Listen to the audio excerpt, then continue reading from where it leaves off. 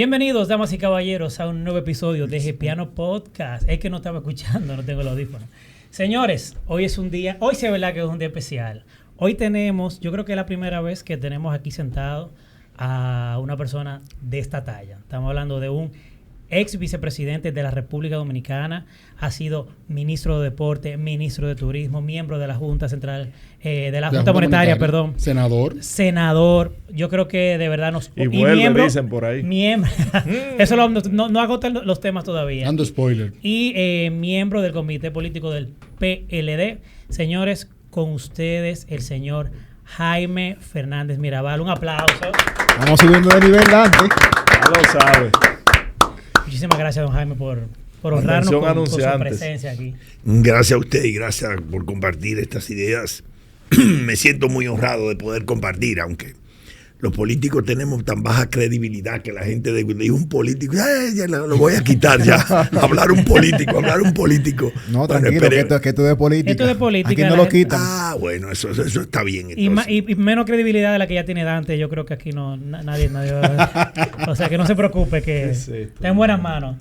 Nada, don Jaime, gracias por aceptar esta invitación. Hoy tenemos una agendita, varias preguntas que sabemos que por usted ser como es, bien, digamos, light, una persona que como que sin querer aparentar nada, que en las redes lo vemos usted tal como es, una persona alegre, feliz, contenta, pues nos vamos a sentir todavía más en casa y más en confianza de poder hacerle. Podemos decir que don Jaime va ligero de equipaje. Totalmente. Muy bien. Aquí, como ustedes son comunicadores, los comunicadores, digamos, como actores sociales, ustedes más que como ciudadanos, pues ustedes son voz de los sin voces. Así que ustedes dicen, tiran y yo devolveré algunas. Bueno, vamos arriba. Primera entonces. Pregunta. Don Jaime, previo al 96,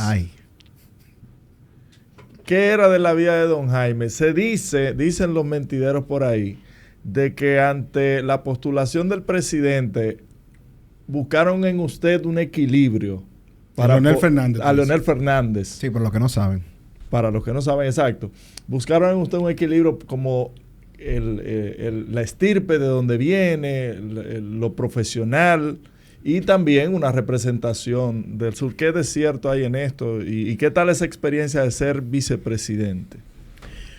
Bueno, mire, yo había sido senador 2 veces, o sea, yo era senador del 90 al 94, fui de los 12 senadores del PLD, fui el único senador que se reeligió del 94 al 98. Indiscutiblemente, no sé qué aspecto, porque no participé en esa cosa, tomó el presidente Leonel Fernández de cuenta para decidir que yo fuese su compañero de boleta, pero supongo que tenía que ver mucho por el activismo, era la persona más conocida de los jóvenes, aunque todo el mundo esperaba que al salir de unos liderazgos de edad bastante, don Juan, el doctor Balaguer, la gente esperaba que el presidente Leonel Fernández, que tenía en ese momento 42 años, eligiera una persona mayor que él, para que agregarle experiencia y una serie de cosas, y que eligiera un empresario, porque el presidente era un intelectual un poco progresista de izquierda, y tal vez pudiera generar ese equilibrio. Y el presidente me escogió a mí, que era 39 años, o sea, 3 años más joven que él, pero sí era del Cibao, del sector productivo, agricultor, ganadero. ¿Lo tomó por sorpresa eso? Sí, a mí sí, totalmente. Pues nosotros fuimos a elegir y todo se comentó por ahí abajo que iban a elegir al compañero Marcelo Bermúdez. O sea, que eso fue en Fiesta de Luz. Sí, yo creo que sí, en Fiesta de Luz. Esa noche murió el presidente. Parece que no había consenso, había gente que no estaba, parece, de acuerdo, pero yo era ajeno a eso. Y entonces, en eso se murió el presidente Magluta, Jacobo, y entonces decidimos postergarlo. Por tanto, la próxima reunión que se dio, que fue un 11 de marzo, creo, cuando para mí fue una sorpresa. Para mí fue una sorpresa, que el cual me sentí dado los números que tenía Peña Gómez en ese momento, ¿usted se visualizaba victorioso en esa dupleta? Bueno, nosotros nos visualizamos victoriosos desde el primer día que salimos, porque salimos cuadrado para cuadrangular, o sea, una nueva generación política. Nosotros sabíamos los números de que el presidente, el doctor Peña Gómez, no lograba en una segunda vuelta sobrepasar la situación. Nosotros sabíamos que estábamos por encima de Jacinto Peinado en ese momento del Partido Reformista, por tanto sabíamos que íbamos a quedar en segundo lugar y de alguna manera estábamos forzando todo en la línea hacia la segunda vuelta, porque en una segunda vuelta el doctor Peña Gómez no lograba nunca en ninguna encuesta pasar de 49%. Entonces había muchas posibilidades. O sea, ahora el triunfalismo no nos embargaba a decir, bueno, ya estamos ganados. No, sino veíamos que había muchas posibilidades. Don Jaime, ¿qué pasó? Siguiendo esa línea de tiempo, ¿qué entiende usted que pasó que en el 2000 sale el PLD del poder? ¿Cuál fue, digamos, esa expectativa que no se concretó por parte de los dominicanos, que cambió de gobierno? O sea, discúlpame, porque antes, para seguir esa misma línea de tiempo, antes de llegar ahí, yo quisiera saber cómo fue su relación con Leonel durante esos 4 años. Porque mucha gente dice que quizás era una relación presidente-vicepresidente un poco alejada. No, siempre fue una relación cercana. Porque el presidente Leonel y yo, bueno, él era secretario de Asuntos Internacionales y yo era vicesecretario de Asuntos Internacionales del PLD. Y siempre estuvimos conversando cuando él era profesor en San Francisco de Macorís, que yo había entrado en el PLD en el año 78, el 80, lo invitábamos a dar conferencias porque él daba sociología de la comunicación en San Francisco de Macorís, por tanto lo invitábamos, teníamos una relación y como él es tan productivo en términos de artículos, era la persona más leída por mí, él y José Antinóe Fiallo, que escribía mucho en la revista, él era encargado de la revista Teoría Acción, Política Teoría Acción, por tanto había una relación bastante fluida, pero a nivel intelectual, a nivel de compañeros. ¿Usted no se quillaba con él a veces? No.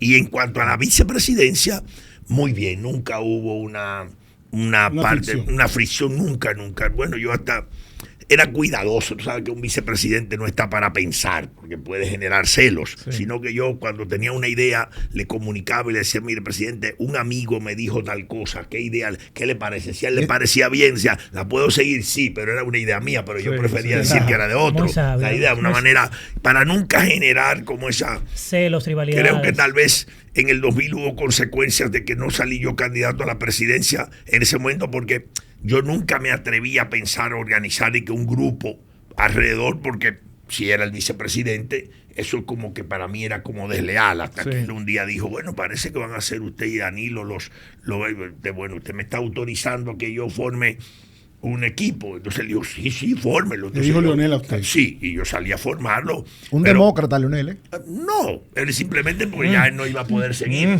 No. Él tuvo su papel. Yo creo que el presidente Leonel tuvo su estrategia clara. O sea, jugar, digamos, a que un papel de que no se viera parcializado de nadie, pero bueno, su papel era tan imparcial que perjudicó, o sea, la verdad. Porque al fin y al cabo, pero siempre hubo una buena relación. Y después de eso también. Don Jaime, iba a querer llegar al 2000, pero pasaron muchas cosas en el 96-2000. Porque fue un gobierno disruptivo hasta cierto punto, de joven, una nueva visión. Él creo que dio una cosa clara. Nosotros no éramos un partido de masas. Somos un partido que llegamos por una coyuntura. Hay que recordar que yo llegué a senador en el 1990. Y nosotros en la provincia de Mirabal éramos 30 militantes en toda la provincia. 34 años, senador. En ese entonces, provincia de Salcedo todavía. 32, cumplí 33. Provincia de Salcedo en ese momento. O sea, ni siquiera yo trabajaba con Naciones Unidas y venía los fines de semana y todo el mundo organizaba. Yo trabajaba en Centroamérica, en el PNUD, y venía un avión de Iberia y ustedes lo tenían preparado. O sea, era un partido de cuadros organizados. No éramos un partido de masas. Indiscutiblemente que nosotros fuimos a unas elecciones sabiendo que había dos grandes estructuras, maquinarias políticas, que eran el PRD, que era un partido de masas realmente. Hoy es como un líder de masas. Hoy es un grupo de WhatsApp. Y el Partido Reformista, que de alguna manera era la figura del doctor Balaguer y todo lo que conllevaba una representación de un sector de la sociedad dominicana. Y entonces estábamos en ese dilema. Por tanto, hay que recordar que el presidente Balaguer no nos apoyó a nosotros porque era filo PLDista, fue coyuntura política. O sea, en fin y al cabo, él sabía que, porque él no podía seguir ya, pero él tenía siempre la perspectiva de querer volver. Claro. Y si ganaba el PRD, que era un partido de masas y establecido, él pensaba, esto van a durar por lo menos 8 años ahí. Y no la edad mía no me va a dar tiempo. Sí. ¿Verdad que? Bueno, si apuesto a estos muchachos con ideas de izquierda, podrían terminar haciendo un gobierno no muy bueno y yo voy a volver. Don Jaime, esa es la realidad. Pero se dice que se respetaban mucho los lineamientos de Balaguer durante esa gestión 96-2000. Al contrario, bueno, por eso es que yo quiero llegar ahí, porque creo que precisamente porque no se respetaron mucho fue que no Balaguer apoyó en el 2000. En el 2000 no apoyó. No. Primero, 2 cosas. Lo de respetar nada, porque el presidente nunca quiso influir, inclusive cuando nosotros, vuelvo y le digo, él cumplió una etapa política. Llegábamos nosotros y él pensaba volver en el 2000. Al fin y al cabo, él nunca nos condicionó nada. Inclusive cuando el presidente Leonel y yo fuimos a visitarlo, a darle las gracias por el apoyo que nos dio, que no dijo, póngame a nadie, usted tal vez quiere el gobierno. Dijo, no. Lo único que ustedes tienen que tener en cuenta es cuidarse del empresariado. Y dejar al gobernador en ese momento. Sí, y dejar al gobernador. Eso, cuidar al empresariado, porque eso vienen aquí y usted los ve y dicen, y yo los dejo que digan, pero al final les relleno el cachimbo, dijo. O sea, lo pongo en su puesto lo que quiso decir. Claro. Cuídense porque lo pueden ver. Es simplemente nada más que eso. Supongo que estaba disgustado con el empresariado porque el empresario no lo apoyó la continuidad de él en el pacto de los 2 años. De 2 y 2. Con Peña Gómez. Pero él le pidió que dejara al gobernador, ¿verdad? No, eso no es verdad. No, en ningún momento. Como tampoco nosotros, por convicción tampoco nosotros le pedimos al presidente Abinader que dejara al gobernador. Digo, son tiempos diferentes. Había que dejarlo. Don Jaime, Julio es débil con el gobernador. Lo dejó porque era la estabilidad, la imagen que usted debe dar en política económica vale mucho. Sí. La imagen que usted debe dar es un tema de estabilidad y de alguna manera de confianza en los mercados. De confianza en los mercados, los agentes económicos. Eso no debe politizarse. Y va bien, debería mantenerse lo más aislado. Por eso los que durante todos estos años nuestros en el gobierno que no creían en las estadísticas, ahora la usan tanto, las estadísticas. ¡Qué bueno! ¿Le gustan? ¡Qué bueno! Aunque a mí me da una cosa. El problema es que usted dice, frente al fenómeno inflacionario en todo el mundo, como se dice que es una de las culpas de que estemos así, la inflación, que es lo que más le preocupa a la gente, porque Costa Rica y Guatemala, que tienen economías muy parecidas a la nuestra, su inflación fue de 3 y la nosotros casi 10. Entonces, una de las cosas en que las estadísticas del Banco Central son una y las que manejan los otros funcionarios que no se ponen de acuerdo son otras. Bueno. Creo que hay una disparidad de criterios ahí que afecta inclusive los lineamientos del propio Banco Central. Don Jaime, en ese 96-2000 yo decía que había sido muy disruptivo el gobierno. Café Gepiano. Y dicen que... muy buen café, por cierto. Gracias, don Jaime. Fui muy yo que lo hice. El primer reel, míralo ahí. Ya yo estaba loco que le dijera eso. Ahí está el reel. Y realmente, bueno, creo que me inviten más, aunque no hablemos. A beber café. Tomamos café.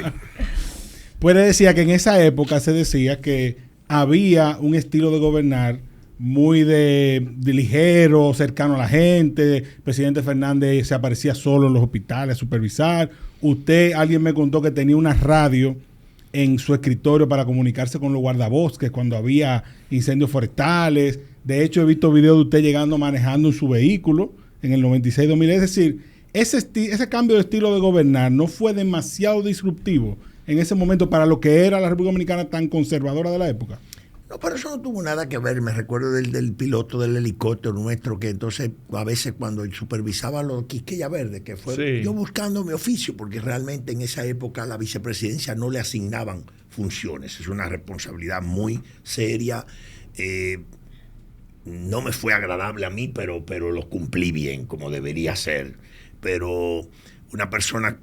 En ese momento el piloto, entonces yo le decía, pues bájese, como no hay unas brigadas en la montaña, pero no hay donde aterrizar, usted baja que yo me tiro del helicóptero. Entonces él decía, de verdad que estamos en el nuevo camino, porque mire, ese es el nunca lo había visto yo. No lo había visto yo nunca, que se tire el vicepresidente del helicóptero, ¿verdad? Esa es la realidad. No creo que eso influyó en que no éramos un partido de masas, nosotros no teníamos una estructura, por eso después aprendimos que había que abrir ya. O sea, el esqueleto que don Juan decía que había que formar para que cuando engordáramos no nos rompiéramos, ya estaba en condiciones de soportar el peso de las masas. Y lo soportó.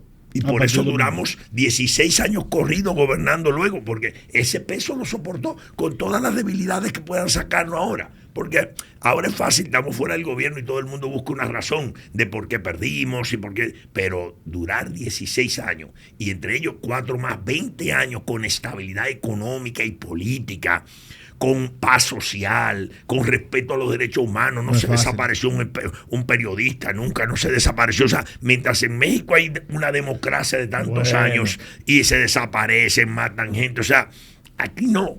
Eso es un legado del PLD grande, grande. Lo que pasa es que muchos jóvenes ni siquiera se recuerdan de eso. Cuando yo el otro día mandé una foto de una humeadora porque volvieron los apagones y era una humeadora a la que uno iba a la letrina de noche con una lamparita, el hijo mío que tiene 24 años, el mellizo, dice, papá, ¿y qué es eso? Él no lo conocía porque dejaron de conocer esas cosas.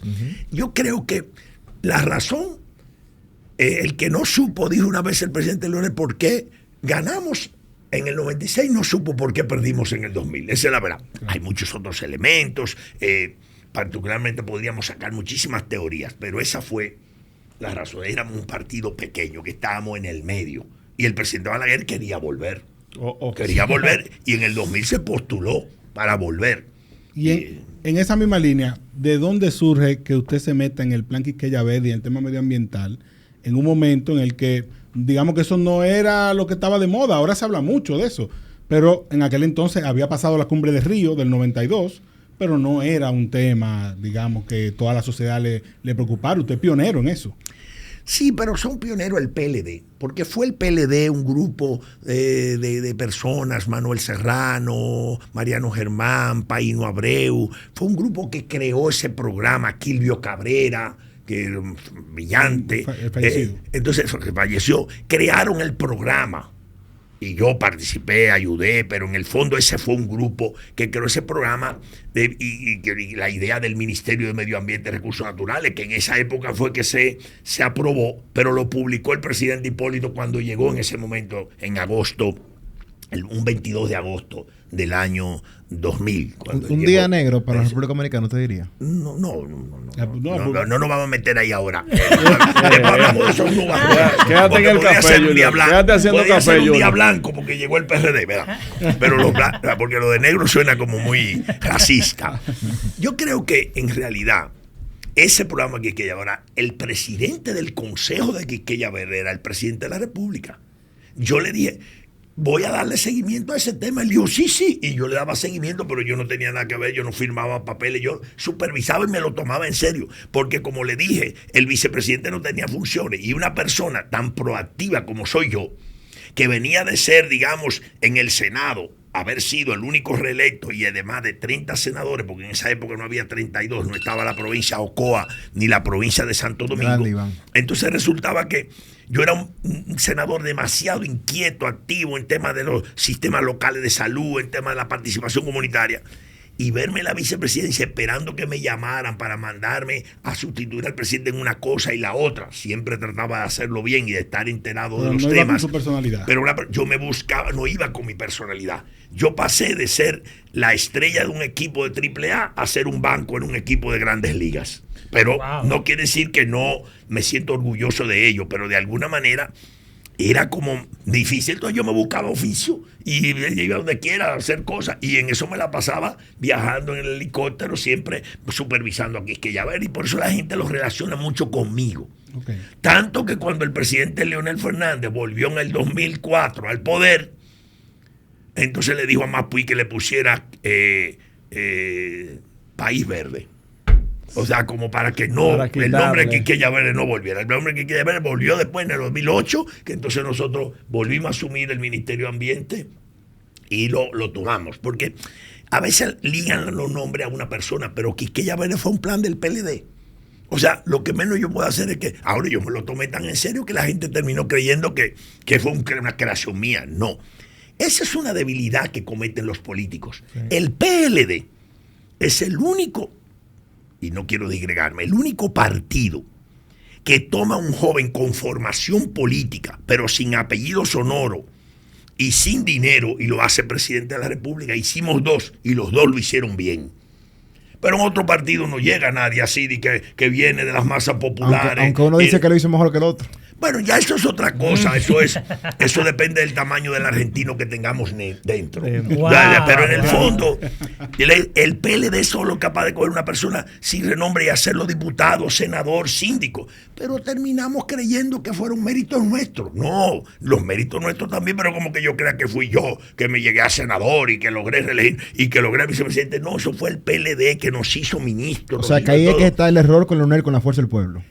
No, en realidad... Don Jaime, usted tiene mucho manejo. No, pero yo no le hablaré de error del presidente Leonel. El presidente Leonel, como mucha gente que vive predicando, amar a tu prójimo como a ti mismo, pero no lo practica. El presidente le decía, este es un partido de presidente, una fábrica de presidente. Pero luego terminó creyendo que era él que podía llegar a presidente y realmente...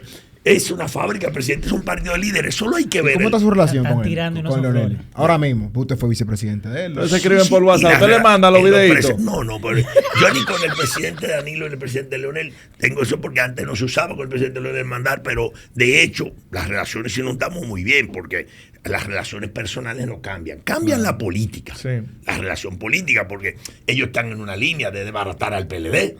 Y yo estoy indiscutiblemente en la línea de desbaratar a la fuerza del pueblo. No hablo de la fuerza del pueblo. Todo lo contrario. Yo pensé que era yo creo que si el PRM y la FUPU se fortalecen, la fuerza del pueblo, si quiere, se fortalecen, el sistema de partido político se fortalecería en el país y la democracia se crece. No. Ahora, solo el PLD es el que tiene en cada rincón de este país un comité de base. Los otros no lo tienen. Los otros son agrupaciones políticas en proceso de fortalecerse. Pregúntenle a la gente, ¿cuál es el símbolo del PRM? El símbolo. Y mucha gente no lo sabe y está en el gobierno. ¿Cuál es el símbolo de la FUPU? El color lo están identificando poco a poco. Bueno, la gente dice la estrella amarilla del PLD. O sea, hay unos símbolos que cuesta trabajo. No, pero el PRM tiene su símbolo del pulgarcito. Ah, sí, eso lo sabe usted. Hay un sticker por ahí. Estoy hablando de mucha gente que no lo sabe. Ahora, las relaciones personales no pueden cambiar. Es que Miguel le quitó Miguel le quitó el hacho al PRM. Esa es la realidad, es que esa es una de las debilidades que tiene el gobierno hoy. Que esto parece como cuando una colmena, tú sabes que en las colmenas de abejas, cuando una abeja reina nace, bota a la otra y la otra se va y se convierte en enjambre y uno se queda en colmena. La colmena se ha puesto pequeña, pero el enjambre se ha puesto grande. Ahora en el enjambre hay varios que se creen abeja reina. O sea, una de las debilidades de este gobierno es que el presidente Luis Abinader no logra meter en el mismo carril a la gente. Cada funcionario parece tener su proyecto particular. Y no me gusta parecer como tan crítico. La gente dice, bueno, estos políticos se viven matando unos con otros. No es eso. Es que me preocupa que aquí cada uno está promoviendo su propio proyecto. Y eso disgrega mucho. Yo he dicho que se parecen como a las Filipinas, que tiene 7.107 islas. O sea, cada islita, y eso es peligroso. Hasta para los agentes económicos, para los agentes sociales. Para el presupuesto, porque lo gastan en su imagen. De alguna manera, eso es peligroso, pero es una debilidad. Que el presidente, yo veo que ha hecho muchos consejos de gobierno, parece que él se da cuenta e intenta ponerlo a todo, como yo le dije en lenguaje ganadero, poner todas esas reses en un mismo corral y que no rigan rompiendo alambre y saliéndose por su lado. Don Jaime, ¿por qué usted desistió del proyecto presidencial? Bueno, porque lo intentamos 2 veces y no se pudo y ya. O sea, porque al fin y al cabo este es el único país donde la gente muere queriendo ser para un cargo. Y yo dije, no puede ser así. O sea, y en un momento determinado estaba en medio de 2 grandes líderes que Danilo le metió el pie. Danilo le metió el pie. No, Danilo hizo su papel. La lucha política es así. La lucha política. Y él en un momento determinado. Ahora lo que no puedo yo creerme que entonces o no estoy con ellos, entonces me voy solo. Así no. Grande, porque eso yo me eduqué en una casa donde mi mamá decía, el que divide se embromó. Nada más siempre decía, dile, cuando una vez hubo una diferencia del compañero Jorge Botello y Juan Bosch, y decía, anda, donde Jorge, dile que se recuerde el 14 de junio, que al dividirnos ahí nos mataron a todos. O sea, en el fondo, yo siempre he apostado a la unidad del partido. Y creo que el presidente Leonel nunca debió irse del PLD. Debió aceptar que no ganó. No ganó. Ahora, don Jaime. Y no inventarse un algoritmo que solo fue un invento eso, don Jaime, lo del algoritmo. Claro. Jaime, claro. fue en media hora. ¿Y por qué el algoritmo no fue para todos esos senadores, síndicos, todos que ganaron legítimamente ahí? De verdad, eso no fue eso no fue bueno. Fue un evento milagroso, claro que sí. O sea, nadie oye, mira. Aleluya. El árbitro. Grande, Gonzalo. El árbitro es la figura más que contribuye más a que las masas no se suiciden colectivamente, porque la gente es tan fanática en el fútbol que después que yo adoro esos jugadores míos de mi selección nacional y esos brasileños se matan con la selección nacional de Brasil, y que esos muchachos, el tener que reconocer que no dieron para nada, que perdieron el mundial, no, el árbitro que le cantó mal, ese árbitro que se vendió. Entonces ellos descargan su energía en el árbitro. Hay que hacerlo, pero porque es muy difícil reconocer que no amarraste las cosas bien y se te fueron, que tus jugadores no jugaron bien. Es muy difícil reconocer que no cuidaste. Es que yo estuve ahí en la mesa, en el centro de cómputo ese día y sabía. Y ya, cuando vimos los números al final, que casi veía que era. Nosotros estábamos preparando un grupito para ir a felicitar al compañero Leonel y a última hora y ganamos. Don pero Jaime, ganamos ahí por que está el poco. problema. A última hora. Yo trabajé Pero con si se hubiera Gonzalo y aplicado, yo estaba acostado en mi casa. Llorando casi. O sea, lo que en el fondo yo estaba ahí, si El no que hubiese ganó, estado ganó. ahí, pero el que ganó fue por poco voto, pero le ganó. Don Entonces, Jaime, de alguna manera, hay que respetar eso. Pero yo lo Turbo entiendo. Sin. Él sentía que ya en el comité político las cosas estaban hacia un lado. Todo eso lo puedo entender. Porque él nunca pensó que pudiera ser no. Además, pero ¿por qué ser presidente siempre? ¿Por qué de que el compañero Abel Martín y la compañera Margarita, uno de los factores que supongo, porque no lo he hablado con ellos, de no irse con él es que ellos pensaron, ellos aquí vamos a ser siempre secundarios, porque el presidente Leonel terminó creyendo que solo él podía llegar. Y después el príncipe. Y eso ahora no puede ser. La realidad es que el presidente Leonel pudo ser el gran guía hacia que el PLD durara muchos años en el poder, buscando nuevos líderes cada día más. La tiene difícil si para ambos volver. se hubiesen puesto de acuerdo, y no voy a ser como la bola de cristal, porque si mi abuela tuviera rueda fuera bicicleta, no. Pero en fin y al cabo, si se hubieran puesto de acuerdo que la que tenía más simpatía de toda la compañera Margarita y una propuesta de llevarla entre los dos, pero yo no sé si hubo o no, pero usted está dando datos interesantes, pero porque de entonces está alguna diciendo manera, que también el haber propuesto a Gonzalo fue una locura. No, de hecho, no. Usted está como José Lalu. No, pero espérate. Pero Iván está como José Porque Lalu. está diciendo que quien tuvo... Él no dijo eso. Pero, porque repita, vamos a reformular. Si usted lo interpretó Tráemele así, café ahí, si usted va. lo interpretó así, bien, porque al fin y al cabo cada quien acoteja los números. Hay una, si yo me sueño con algo, lo va a pensar qué sueño va pesado, pero el que le gusta jugar números dice, eso da el 20. Sí, y sale a correr. grande, don Jaime. No, simplemente buscamos otra candidatura. Y hubo un momento en que la situación estaba tensa. Pues si se hubiese querido buscar un acuerdo, se buscó un acuerdo, pero no hubo esa voluntad, porque ni el presidente Leonel sentía que podía ser otro que no fuera él, y lógicamente nadie le va a ceder el poder a nadie así, porque todo el poder se pelea, esa es la realidad. Arrebata. Entonces, al fin, lo que le quiero decir es, fea figura, pero con su derecho, la que está siendo el presidente en ese momento de jugarse a sacar gente ahora para llevársela para la FUPU. Ahora que el gobierno está haciendo eso, son sacando gente para llevárselo él, entonces está preocupado. Eso no se hace. Pero aquí se lo permite, o sea, esa es la realidad. Tampoco es que está prohibido, en el sentido, eso es una de las artes de la política que yo la respeto. Don Jaime, una inquietud. Nos volamos ya al 2020, ¿verdad? Pero 19. bueno, los muchachos cuando las jóvenes, internas, los muchachos las jóvenes que oyen previo a la este elección programa 2020. pensarán, están hablando del paleolítico. No, es justamente educándolo Quien un poco no porque tal conoce vez su historia ellos no se acuerdan está de eso. propenso a repetir. Y quiero volver un poquititico más Por para eso el atrás. presidente dice que no miren para atrás. Para que no conozcan Quiero la volver un historia. poquito más para atrás porque esa historia tal vez está más reciente, más fresca, pero volviendo a la década del 2010, ¿Qué es esto? todo inició, bueno, perdón, a la década de los 2000, todo inició en el 2006 cuando el presidente Danilo Medina decide ya no formar parte del tren gubernamental del entonces presidente Leonel Fernández. Y ahí como que es que se explota esa rivalidad entre estos dos líderes, ¿no? Dentro del PLD. Todo eso usted pudiera decir o confirmarnos que a donde estamos hoy es la consecuencia de esa rivalidad.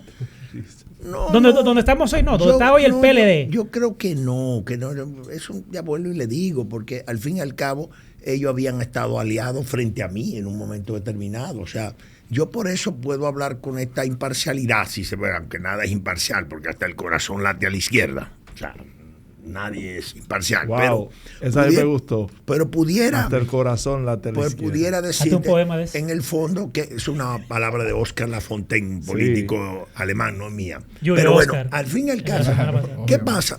Al fin y al cabo, eso no, la lucha por el poder.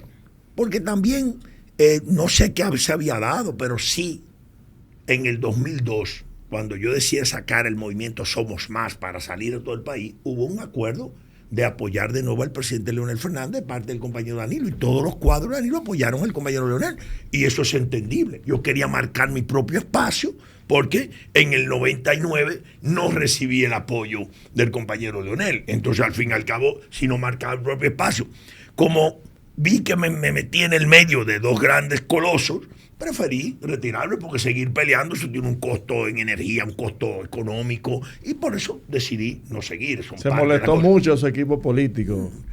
No. Bueno, lo que pasa es que cada quien tiene sus expectativas y tienen razón. Cada vez tiene expectativas y dice, no, porque uno apoyó y tienes razón, me apoyaron y después tomamos una decisión, la tomé yo, pero uno también tiene que, el derecho también a preservar su individualidad, o sea, morirme por la sagrada batalla a veces depende de cómo tú lo analices. Ahora, ¿qué pasa? En el fondo, esa es una lucha política. Cuando el presidente decidió repostularse en el 2000, a partir del 2007, que dijo que se iba a repostular, yo entendía que, y como siempre he estado de acuerdo de los 8 años corridos, entendía que era correcto. Y en ese momento apoyé al presidente Leonel Fernández. Pero no lo apoyé contra Danilo, simplemente porque quería que él siguiera. Ahora en el 2012 ya yo no podía apoyar al presidente Leonel porque ya como que no era lo correcto. ¿Usted entiende que son 8 años y nunca más? Yo creo que sí. O 8 años y alterno. No. Yo creo que son derecho a 4 años más si el pueblo lo apoya.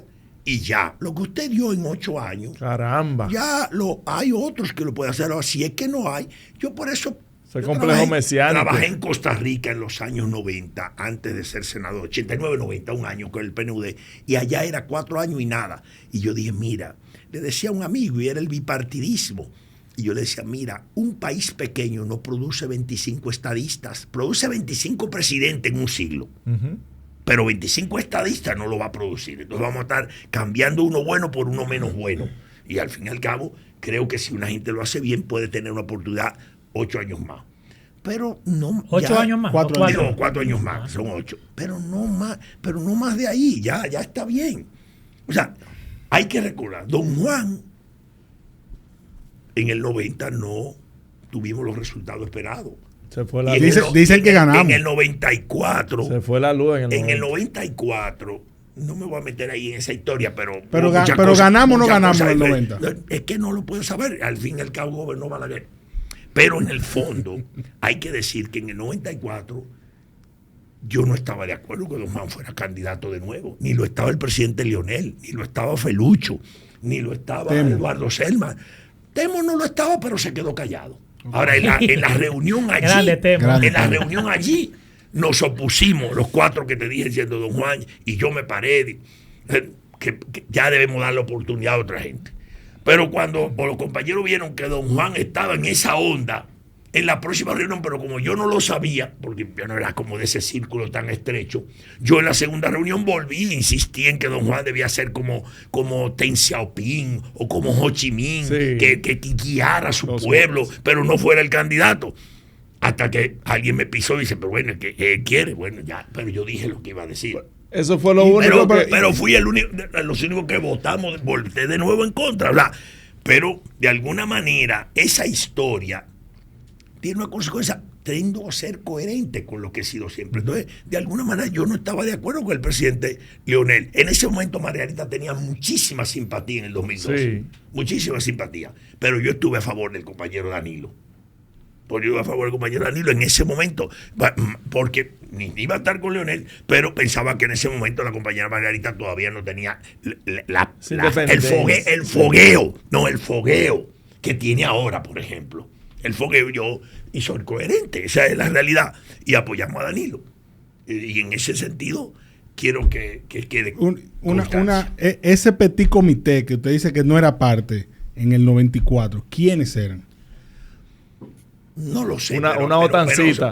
Porque no sé, ahí se dice que era Temo, Danilo, Leonel, eran como si estaba Luis Chauti, creo también, no sé quiénes más, pero no era yo parte de eso. Igual que yo no fui parte. La OTAN se creó en gran parte para acordar un poco las políticas de ir a llevar frente a lo de nosotros. La OTAN. Pero yo nunca, porque yo no. ¿Usted pertenecía a la OTAN? No, después participaba en los almuerzos. Cuando ya yo no decidí participar, porque quería estar almuerzo otanístico. Pero de alguna manera eso no. ¿Qué era la OTAN? No produjo. ¿O qué es la OTAN? Sí, es bueno explicarle a la gente. La OTAN era Sí, un porque piensan grupo que la OTAN de miembros del comité político que, digamos que acordaban, veían sus argumentos antes de la reunión del comité político. O sea, una historia graciosa. Compartían sus argumentos. Cuando estábamos en campaña con Gonzalo, que quería que Gonzalo iba a ganar, nosotros, el grupo de los jóvenes, teníamos un grupo de que la OTANcita. No se ha vuelto a hablar después de ese. Bye. No hablamos. Al fin y al cabo era un esfuerzo que, si bien dio algunos resultados, no es bueno porque generó esas estructuras grupales que terminan haciendo mucho daño después. Sí. Ahora, don Jaime, usted apoyó a Leonel ganó. Usted apoyó a Danilo ganó. Ay. Usted ahora está apoyando a Margarita. ¿Eso quiere decir que Margarita va a ganar? Bueno, yo tengo que ser coherente. Siempre he dicho que para tomar decisiones políticas hay que poner el oído en el corazón del pueblo. Y la presidencia, la candidatura es un producto que tú tienes que sacar al pueblo. Que si bien los líderes dirigen los pueblos, tienen que escuchar a los pueblos. Y en este momento Margarita es la simpatía popular mayoritaria. Y tiene las condiciones. Aunque igual no a lo interno del partido. Es que lo tiene también, pero al interno del partido está más fragmentado, porque hay otros compañeros muy buenos también que tienen muchos cuadros, y más que empezaron primero que la compañera Margarita, por tanto, comprometieron a cuadros que me dicen hoy, yo me comprometí, pero yo sé que ella es la que va a ganar, pero está ahí aquí comprometido. Bueno, yo lo entiendo también, porque eso es a veces la relación primaria influye mucho, pero de alguna manera, con Margarita, después de 8 años de vicepresidenta, de 8 años de primera dama, de los programas sociales que más impactan de que no hayan podido sacarle por ningún lado, digamos, cosas, ni siquiera irregularidades procedimentales, mucho menos dolosas. Oíste, Gloria. Irregularidades también hay procedimentales a veces, pero aquí hay el fusilamiento mediático, aquí te condenan. El otro día yo fui a la Procuraduría a hablar de la terminación del edificio de habitaciones de la cárcel de nosotros, que soy miembro del Consejo Carcelario, y cuando entré, dice, ¿ustedes lo están investigando? Digo, bueno, no, pero soy presidente de la Asociación de Desarrollo, pero parecería que el que va a la Procuraduría porque ya está condenado a muerte. ¿Está preparado socialmente el país para que lo gobierne una mujer? Sí, es más, esa es una ventaja comparativa que la compañera Margarita tiene, Iván. Porque la gente dice, yo quiero ser parte de la historia, quiero elegir la primera mujer a la presidencia de la República. O sea, eso es como una moda. Y eso es importante, o sea, no solo porque esté preparado, sino porque la gente ansía que eso hay que darle chance a una mujer, lógicamente, a una mujer que tenga capacidad, que tenga las condiciones, y y que responda a esa necesidad de una persona preparada. Fran, cumplí y deposita. Óyeme, se lo ganó Fran hoy y tú haces testigo de ese traspaso. Se está rumorando que usted puede ser el candidato a vice de Margarita. Ay. ¿Es cierto eso? Diga lo que conviene, pero jamás, ¿no? Porque en el fondo yo soy un político que apuesta a la felicidad. Yo no quiero estrés. ¿Pero aceptaría usted una propuesta si ella se le acerca? Eso no es un problema de aceptar o no, porque eso, la noticia ahorita va a salir y que dice que no acepta. No, eso no. No. O sea, en el fondo yo apuesto, creo que hay un liderazgo en el PLD. Yo soy de los que cree que uno de los dos compañeros, y no quiero condicionar porque es un derecho de la candidatura. Sí. La candidata que escojamos tiene derecho a escoger la candidatura a la vicepresidencia. Pero yo opino que uno de los dos compañeros que queden ahí son los que... Yo estuve en el PRD y llegamos a un acuerdo cuando don Antonio Guzmán de escoger a uno de los... el que quedara, y así fue. Y yo soy de lo que cree porque eso consolida la fórmula PLDista. Esa es una noticia que estoy dando. Don Jaime. A ver, de vice de Margarita. Ahora que... No de Leonel, güey. Permiso, Dante, tú sí hablas, viejo. Ahora que se ve desde afuera, ¿no? Desde la oposición, ¿cómo, de manera introspectiva, cuáles son esas oportunidades o esos fallos que tuvo el PLD en el gobierno que usted puede hoy reconocer? Mira, aquí pudimos haberlo hecho mejor, aquí fallamos. Aterrice de por Dios. ¿Qué problema con ese muchacho? No, yo tengo una fórmula muy interesante. 20 años de estabilidad económica y política, de paz social, de crecimiento permanente, de desarrollo de la infraestructura del país, son muchos. De lo negativo que hablen los contrarios. Eso yo se lo dejo a los contrarios, pues si le quito la comida de ellos, ¿qué voy a hacer? No vas a poder venir aquí. Y como oposición, ¿cuál sería la mayor debilidad ahora mismo que tiene la oposición al gobierno de turno? La oposición. Yo creo que la oposición se la está haciendo el propio gobierno. La oposición nos la está poniendo fácil, nos la está poniendo para que la batiemos. Porque al fin y al cabo, la incoordinación que hay y cuadrado para cuadrangular, además. Porque nadie que se cuadra para tocar a Adán nunca. Debo decir que estoy sorprendido con el real manejo que tiene don Jaime. O sea, no ha caído en un solo gancho. Tiene demasiado manejo. En un solo gancho no ha caído. Estoy dando. Ahora, ¿qué? Tú le ibas a preguntar que si es independiente la Procuraduría. No es que yo me he sentado en el diván a escuchar 4 usuarios de salud mental y déjame ver con qué viene. Yo creo que sí. Él tiene una técnica que va a tener que revelar. Yo creo que sí. ¿Qué futuro usted le ve políticamente a Leonel Fernández? Bueno, el presidente Leonel es un líder, porque el líder no es el que dice lo que los otros quieren oír, sino el que construyó una idea y sale a promover. Pero él no es un laborantista de la política. Un laborantista de la política es Danilo Medina, que trabaja. Dice, el presidente Leonel requiere mucho tiempo para leer. No es un laborantista, no es como Juan Bosch, que estaba en eso todo el día. La doctora se quejó una vez de eso. Construir un partido no es una tarea fácil. Y gracias al laborantismo de Danilo llegó Leonel. No es parte de mucha gente. Toma ahí. De mucha gente. Incluyendo a Danilo, que es un laborantista. ¿Y ahí fue que Leonel se equivocó? No, yo lo que creo, usted me preguntó del futuro, porque entonces me saca de la... Tomen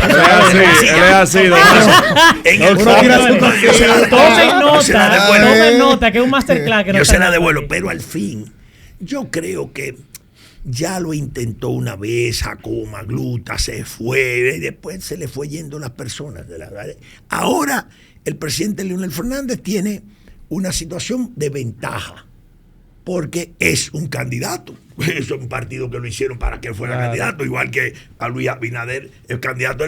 Cuando nosotros elijamos la candidatura en octubre, que el PLD se consolide alrededor de esa candidatura, a pesar de que ellos juegan y que nos vamos a dividir, porque ese es ellos juegan como la maura, una maura, unos animales, unos prietos que andan en el aire, que andan locos, que hay un cadáver para írselo a comer, o sea, ¿cuál es que se va del PLD para buscarlo? Lógicamente, eso no le va a dar, eso va a reducirse. Entonces, y de alguna manera, yo pienso que tal vez le dedique tiempo y pueda dejar un tercer partido construido, pero por eso no tiene ideología. Yo creo que él tiene razón. Eso no tiene ideología, eso tiene lucha de poder, porque fue por un pique. Yo y creo un que- ego que se fue, yo creo no por que una usted- estrategia. Una política. rabieta Usted de tiene razón. muchacho. Yo creo que el PLD, cuando tenga su candidato, se va a consolidar. Candidata. Candidate. Su candidatura, su Va candidatura. a fortalecer Tenga su sus candidatura. números.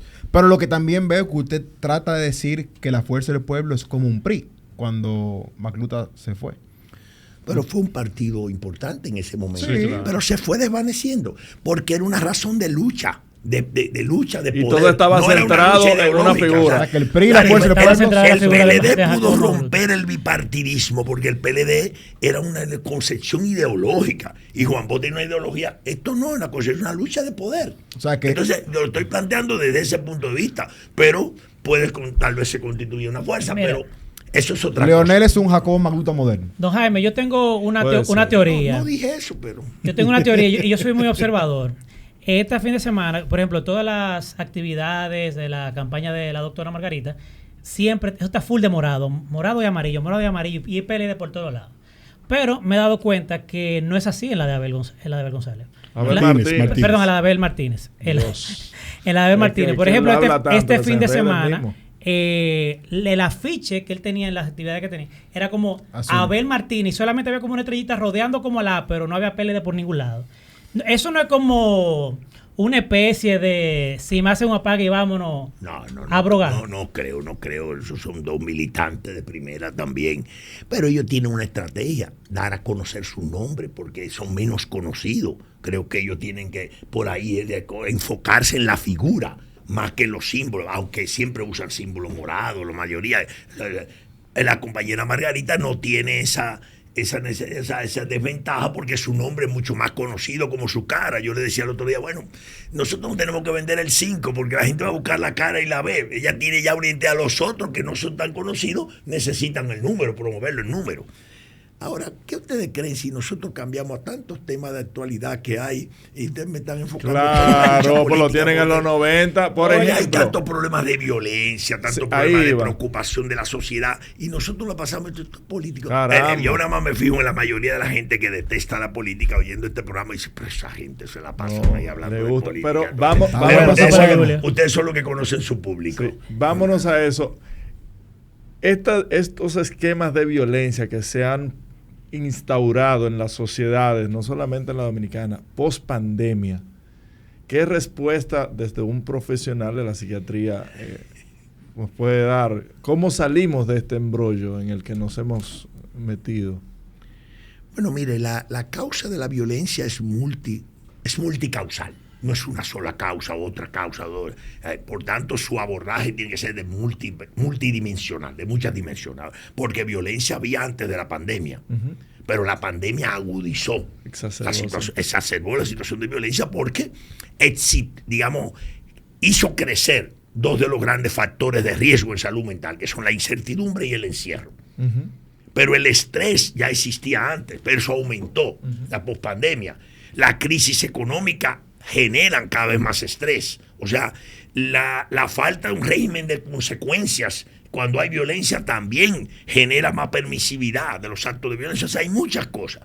Pero lo que sí está claro es que se necesita promover más estilos de vida saludables. La gente tiene que promover que la familia se reúna, que no sea nada más en velorio, que se reúnan los domingos, que conversen, que interactúen, que caminen en el parque, Celebren. que celebren, que se rían, que lloren, que rompamos los esquemas, que no estemos tan encapsulados de que, bueno, si usted es abogado debe andar demasiado formal como un abogado, circunspecto, si usted... No, la gente tiene que ser más abierta, porque hay que recordar, bueno, pero antes no era así y había menos violencia. Es que antes era antes. Sí. La pandemia desató todos unos cambios en la neurofisiología de la gente. O sea, usted mide el estrés.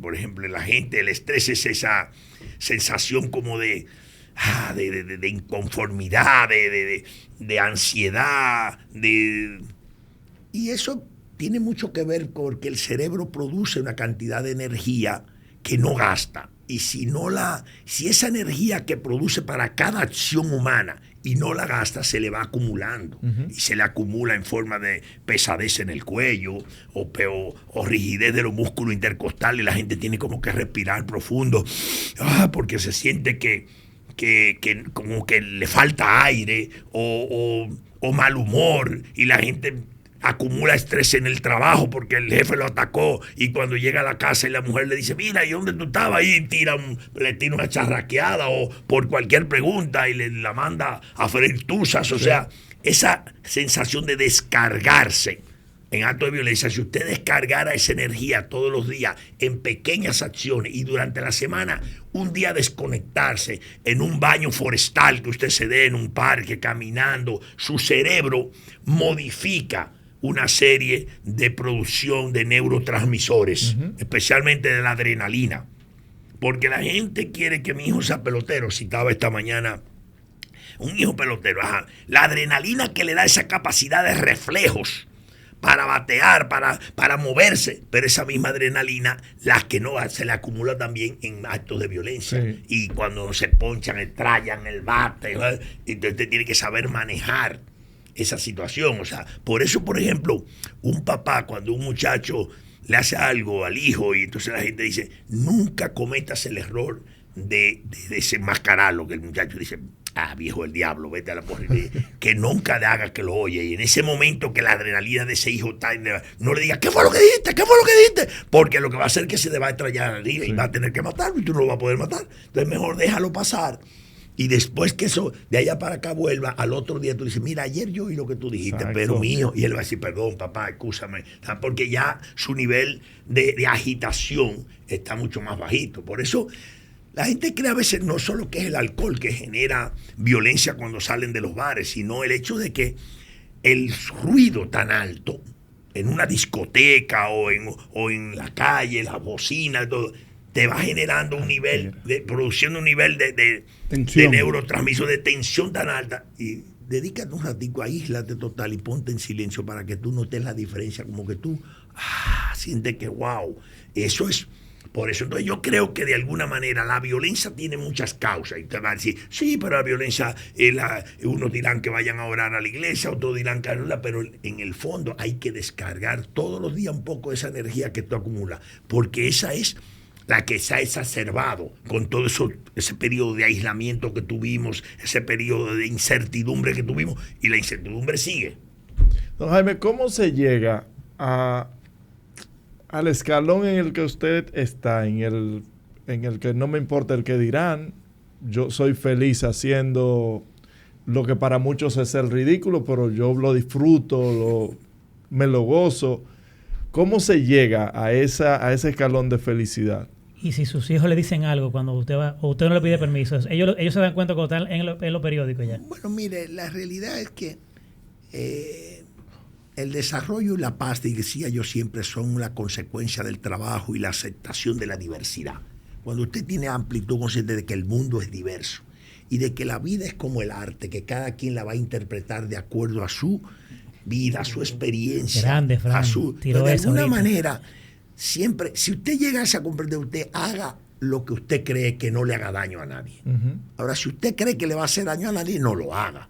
Pero si usted cree que no le va a hacer daño a nadie, es un problema. Yo respeto la vida de mis hijos y lógicamente espero que ellos respeten también la mía. O sea, la decisión, a veces Adela, mi hija, no está de acuerdo. ¿Y para qué tú dices eso? Bueno, y yo la entiendo desde su punto de vista, porque a ella no le gusta ser visible, ni siquiera a veces le gusta aparecer mucho en fotos. Su estilo de vida es ese. Pues, lógicamente. ¿Cómo se llama ella? Adela. Un saludo a Adela.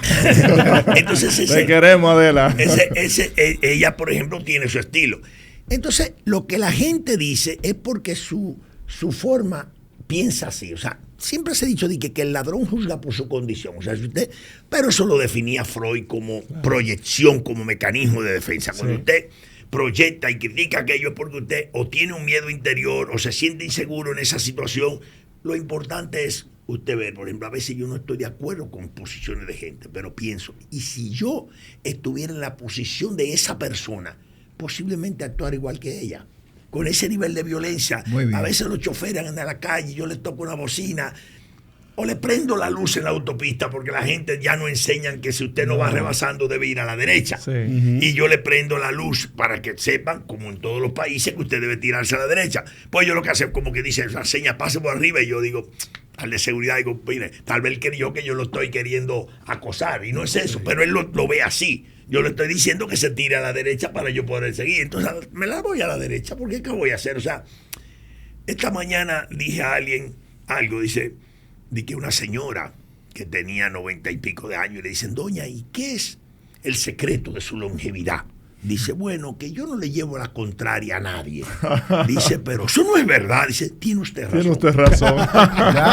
No vamos a discutir por eso. O sea, yo creo que la aceptación de la diversidad, de que cada quien es diverso. Ahora, usted no puede esperar que el otro quiera hacer todo lo que usted cree que debe hacer. Tiene que entenderlo. Ahora, me parece mal educado lo que hizo eso, sí, pero a veces decía mi madre que callar verdades no es hablar mentira. O sea, no quiera decírselo en la cara, porque ella se la callaba y usted no está hablando mentira.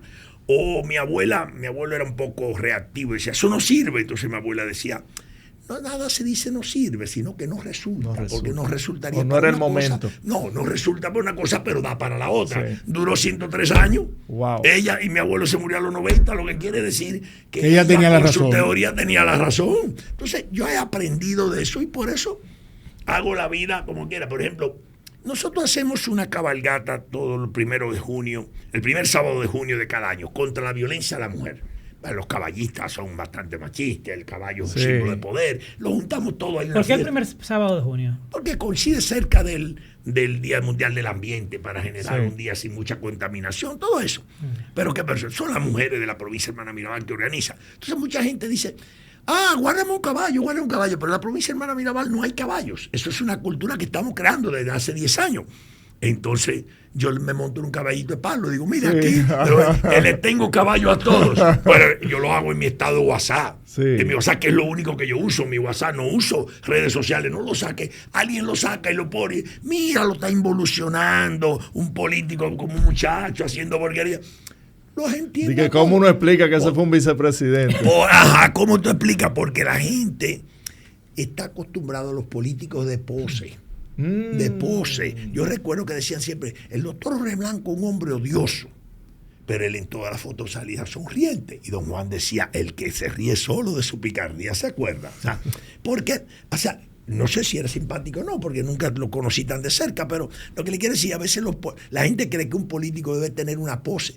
Un político lo que debe tener posiciones firmes. Lo que debe ser es saber ejecutar políticas públicas, tener voluntad de servicio. Pero después si se ríe y goza y llora y salta como un maco y panquea en el río y se sube una matecoco, tampoco no hay ningún problema, porque esa es lo ideal. La vida. O sea, pero si a usted no le gusta, lo respeto que a usted no le guste. Yo no lo voy a usted a montar en yagua. Pero la verdad que yo cuando veo una yagua me hace algo como así, como que me menea. Móntate. Porque yo recuerdo cuando los niños míos estaban pequeños, nosotros vivíamos en el campo antes, cuando chiquito me eduqué en el campo, y en el campo no había tantos juegos como hay ahora, esa estrella tan alta. Entonces cuando mis hijos estaban chiquitos, yo siempre los llevaba a los parques de diversiones. Pero ustedes saben que era yo que quería ir. Porque no tenía. Usted lo disfrutaba más. Pero yo lo disfrutaba más porque yo no tuve eso cuando la infancia. Entonces a veces uno hace cosas porque está en su naturaleza. Pero el otro que no lo ve, ¿qué hace ese hombre montado en ese caballito, gozándolo tanto? Eso es normal que el otro lo piense porque desde su punto de vista él tiene otra conducta. Aceptar a los demás como son, esa es mi teoría. No tengo por qué condicionarle las cosas a los otros. O sea, yo recuerdo que cuando llegué al Ministerio de Ambiente, yo le escribí una carta a todos los empleados y le dije, mire, yo soy un firme impulsor del derecho a la vida y muy respetuoso del derecho a la muerte. Wow. La Organización Mundial de la Salud dice que el cigarrillo es muy dañino y provoca la muerte. Por tanto, respeto que usted se quiera ir primero, pero por favor no me lleve a mí. Aquí está prohibido fumar.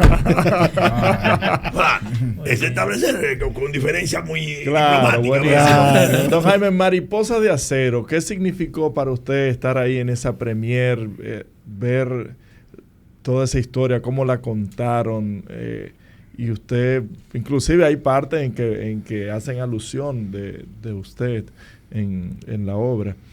¿Qué significa de que estén contando de esa manera que le llega tanto a las personas la historia de su familia? Gracias por darme esa oportunidad. Yo felicito a Wadi Jaki, a ese elenco y a Carlos García, porque esa fue una obra espectacular. Grandiosa. No solo por el tema que trató, que atañe a una familia que es del país, que no es una familia de nosotros, los Mirabal, es una familia del país, de historia.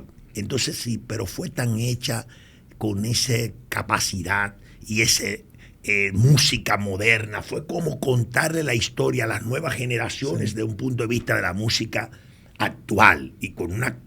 Hasta ahí, el día que yo fui, había un público muy chic, como dice mi amiga brasileña. No era la premier, un público de un nivel económico bastante... Y todo el mundo salió impactado, hasta el que no había oído dembow o rap, salió impactado, o sea, casi se entró en el mundo musical, de esos ritmos musicales nuevos. Sí. Entonces eso fue muy importante, pero por sobre todo el papel destacado que le dieron a otras protagonistas, que no solo fueron las 3 hermanas Mirabal, porque eso deja la imagen clara, y ahí estaba Teacina. Nosotros le decimos Teacina Cabral, que es la única sobreviviente. Solo faltó Tonó, que es la que no vino porque tiene 95 años, que es la que nos crió a nosotros, la señora que estaba con la cuna, que es la otra sobreviviente. Pero ese papel destacado me hizo sentir orgulloso, porque mamá, bueno, yo vi a mamá toda la vida y la veo todavía en los videos, y bien, pero destacar esas figuras, eso fue bonito. Sí, salí muy emocionado. Y qué bueno que va ahora a Santiago y la repusieron también para otras funciones en el Teatro Nacional. Bueno, pues invito a todo el que nos esté escuchando que vaya a verla, de verdad, porque es contar una historia actualizada y con una capacidad muy, muy, muy bonita. Don Jaime, ya tenemos que ir cerrando, pero antes de pasar a la recomendación, yo le tengo una última pregunta. Usted que fue un recurso tan valioso del partido y para el país, es un vicepresidente de la República. Pero me refiero, por ahí va mi pregunta justamente. No, pues es que por ahí va mi pregunta. Usted que fue en un momento, cuando usted es vicepresidente, presidente, se rodea de mucha gente que está a su alrededor por intereses, ¿no? Porque, mira, este vicepresidente que está tumbando el pueblo. Luego usted pasa a ser ministro de Medio Ambiente, ministro de Deporte. La pregunta es... Iván, pero ya tenemos que acabar. Damos permiso. No interrumpa, no te dejes provocar. No se deje provocar. Yo no me voy a provocar. Esa es la estrategia de él. Pero no nos van a distraer. Tiene un nombre extraño. No. Él no se sabe todavía cuál es el nombre de él. Son como 5 nombres que tiene, pero mire. Dante es un nombre extraño. Y después que lo conoce, peor todavía. Mire, mi pregunta es, si ¿sintió usted en algún momento que le dieron la espalda, algún tipo de rechazo porque no lo vieron tal vez con tanto poder político como otros recursos dentro del partido? No. Por lo menos no me he sentido así. Siempre me he sentido muy respetado por el gobierno y por la oposición. O sea, y eso vale. O sea, mire, un político como yo en retirada, ser capaz de generar tanta pasión a favor y en contra, hasta por un pequeño video de si la gente quiere queso y le falta el peso y no quiere, el presidente no hable de eso porque le falta el queso y la gente quiere tenemos que hacer bailecito aquí al cabo. O si baila Jerusalén, y Jerusalén ahora todo el que lo escucha lo relaciona conmigo, parecería que soy el autor. Es que como llegar y ser respetado como yo siento que me respetan, eso para mí tiene un gran valor, pero por sobre todo me hace sentir cada vez más orgulloso de ser político, y exhorto a los jóvenes a ser políticos porque la mediocridad crece donde la inteligencia no se atreve, y el terreno de la política está ahí, y si usted no lo ocupan los sinvergüenza que usted después va a estar criticando. Participen en la política, eso decía mi abuela, que no quería que fuéramos políticos, pero nunca indiferentes. Esa es una realidad. Entonces yo creo que me hace sentir orgulloso, y de ser el PLD también, porque el PLD es una estructura política y yo apoyo el fortalecimiento de los partidos políticos. Por eso apoyé la medida de la Junta de reconocer como mayoritario a 2 que no eran mayoritarios, pero lo son ya, por término de la FUPO y al PRD. La fuerza del porque pueblo, eso lo fortaleció. Pueden mañana constituirse en partido político, porque el neoliberalismo se ha dedicado a destruir toda organización social y solo la política es la única acción social colectiva capaz de generar transformaciones. Y dentro de las transformaciones, ¿quién es lo que más le gusta las transformaciones? A los jóvenes. Por eso el neoliberalismo le ha metido a los jóvenes que la política es sucia, que no se metan en política, y por eso yo lo hago con tanto gusto. Ahora, porque hay médicos malos, pero la medicina no es mala. Hay ingenieros malos, pero la ingeniería es mala. Pero sin embargo, en la política, porque hay políticos malos, la política es mala. Eso es el neoliberalismo, que ha destruido sindicatos, asociaciones empresariales, partidos políticos de derecha y de izquierda. Lo ha destruido todo. Porque así ellos por las redes sociales manejan todo. Eso es la realidad. Diga par de personajes candidatos neoliberalistas, políticos neoliberalistas, para que la gente lo identifique. Aquí no hay. Aquí no hay concesión política. Aquí hay unos neonacionalistas. No teóricos ahí. Son más nacionalistas. Jaime, por si acaso, nosotros. En el Palacio, cuando usted fue vicepresidente, ¿usted tenía una Land Cruiser verde? Verde, no. No.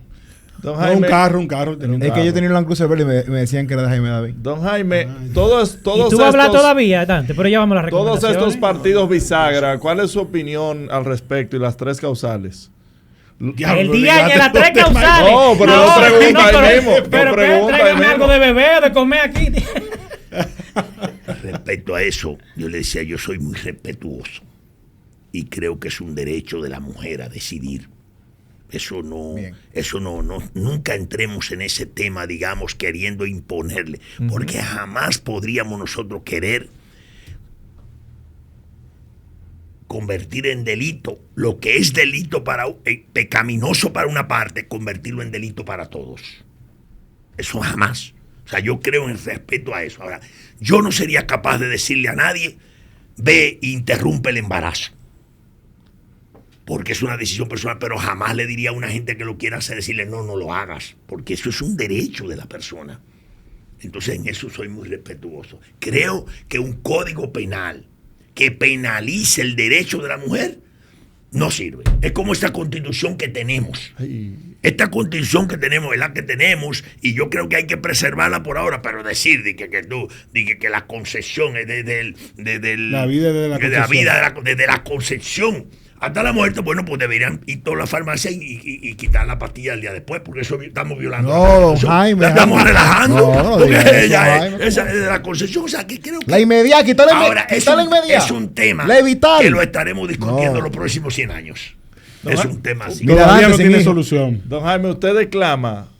Nosotros tenemos una sesión que es el poema de Lucía.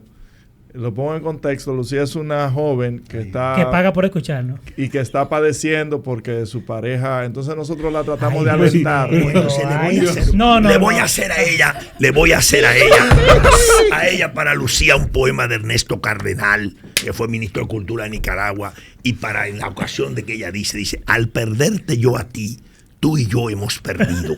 Yo porque tú eras lo que yo más amaba, y tú porque yo era el que te amaba más. Pero de nosotros dos, tú pierdes más que yo, porque yo podría amar a otras como te amaba a ti, pero a ti no te amarán como te amaba yo. Grande Jaime, Dios mío. No vamos a dejar ahí, ni recomendaciones vamos a hacer. Bye.